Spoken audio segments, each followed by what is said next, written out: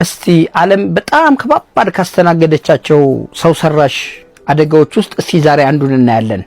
ሰላም ቤተሰቦች ሁሉ መልካም፣ ሰላም ወንድሜ ሁሉ ሰላም አለን። እስቲ ዛሬ በሰው ልጅ ጥፋት ውስጥ መቼም ብዙ ሰው ከአሜሪካ ላይ አትወርድም ይላል። እውነት ነው፣ ግን እሺ ነው ምን ላድርገው? የብዙ ሰውም ጥያቄ ነበር በውስጥ በኩል ስለ ሂሮሺማና ናጋሳኪ ስራልን እባል ነበር። እስቲ ዛሬ ስለሱ ነው ምንድነው የሆነው መሰለ 1945 ሁለተኛ ዓለም ጦርነት ማጠቃለያ ላይ የተከሰተ ክስተት ነው። እንግዲህ ሂሮሺማና ናጋሳኪ ሁለት የጃፓን ከተሞች ናቸው። ያኔ በትሩማን ነበር የአሜሪካው ፕሬዝዳንት። ኦገስት 6 ቀን 1945 የመጀመሪያውን ሂሮሺማ ላይ ትልቁን 15000 ቶን አካባቢ ይሄ እንትን አቶሚክ ቦምቡ እሱ ላይ የተጣለው ማለት ነው። 235 የሚባለው ነው ማስ ነምበሩ ማለት ነው። አቶሚክ ቦምብ ነው።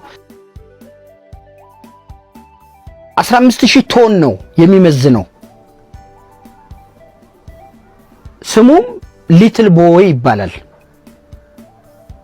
ትንሹ ልጅ እንደማለት ነው። እንግዲህ ሂሮሺማ ላይ የተጣለው ማለት ነው። በዛ አደጋ ውስጥ ከ70,000 እስከ 140,000 የሚሆኑ ሰዎችን ፈይቷል። ይሄ ማለት ከ70,000 እስከ 140,000 ስላችሁ አጠቃላይ ያመጣው ዳሜጅ አይደለም። በ4 ወር ጊዜ ውስጥ የሞቱት ናቸው። ከዛ በኋላማ በሚሊዮኖችም ድረስ አልፈዋል። ኢፌክቱ ስቲል ነው አለ፣ እስካሁን ድረስ አለ። ኦልሞስት ከ80 ዓመት በላይ ነው። ግን ዛሬም ድረስ እዛ አካባቢ የሚወለዱ ሰዎች ቆራጣ፣ ጎማዳ፣ የስነ ልቦና ችግር ያለባቸው እስካሁን ድረስ ውርጃው ምናምኑ እንዳለ ነው። የሚገርም ደግሞ ይሄንን አቶሚክ ቦምብ ሰማይ ላይ ሆነ ስትለቅ እንትኑ እንዲፈነዳ ፍንዳታው ሰማይ ላይ ሆነ ስታረገው ከባድ ነው። በጣም ብዙ ነው የመሸፈን ሬዲየሱ ማለት ነው። ወደ 600 ሜትር ከፍታ ላይ ነው እንዲፈነዳ የተደረገው። ታምናለህ? አንዳንድ ሰዎች ጥላቸው ብቻ ነው የተገኘው ብትባል ጥላ ይሄ አቶሚክ ቦምብ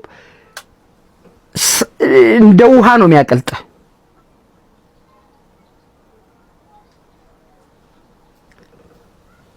ስጋን ብጥስጥስ ነው የሚያደርገው። እንደገና ከፈነዳ በኋላ ስንት ኪሎ ሜትር ሬዲየስ ውስጥ ያሉ ህንጻዎችን ሁሉ ዱቄት ነው ያደረገው።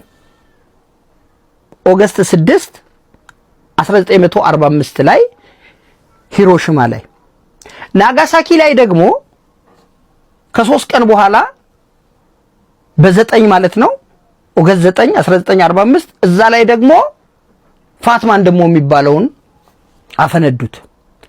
እሱ ደግሞ የአቶሚክ ማሱ 339 ነው። ፕሉቶኒየም የሚባለውን ነው እዛ ጋር ደግሞ የተጠቀሙት። ይሄ ፋትማኑ የመግደል አቅሙ አካባቢው ላይ ብዙ የተራራማ ቦታ ምናምን ስለነበረና ብዙ ህዝብ የያዘ ስላልሆነ ከ60,000 እስከ 80,000 ነው ገደለ የሚባለው። ነገር ግን አቅሙ ግን ከ20,000 ቶን ፈንጂ በላይ ነው። ከዛኛው ይበልጣል። ውድመቱ ዝቅ ስላለብን ያኛውም ይበልጥ እንዳይመስል ያ ሊትል ቦይ ነው የሚሉት ስም ሁሉ ሰጥተው ነው እንግዲህ። ይሄኛው ደግሞ ፋትማን። ሰው ልጅ እንደዚህ ቅልጥን ያለው እና አንዳንድ ምስሎች በዛ ሰዓት የወጡ ምስሎች ጥላ ብቻ ነበር የሚታየው። የሰውየው ጥላ፣ ሰውየው የለም። ኢማጂን እንደዚህ የተነሳው ጥላው ግን ይታይ ነበር። ይሄ ሁሉ ነገር ለምን እንደተደረገ ታውቃለህ? ጃፓንን እጅ ለማሰጠት። ኦሬዲ ጦርነቱ አልቋል። ያው ከዚህ ምንድነው ሁለተኛ ዓለም ጦርነት እንደተገባደደ ይታወቃል። ኦፊሻል የተነገረው ኦገስት 15 ነው። ልክ በሳምንቱ ማለት ነው ጃፓንን እጅ ለማሰጠት የተደረገ ነው። የሚያሳዝንህ ደግሞ በዛ ውስጥ በሚሊዮን ሰዎች እስከ ዛሬ ድረስ ችግሩ እዚህ ጋር ሲፈጠር 90% ሲቪሊያንስ ነበር፣ ምንም የማያውቀውን ማለት ነው። እንደሚመቻችሁ ተስፋ አደርጋለሁ። አመሰግናለሁ።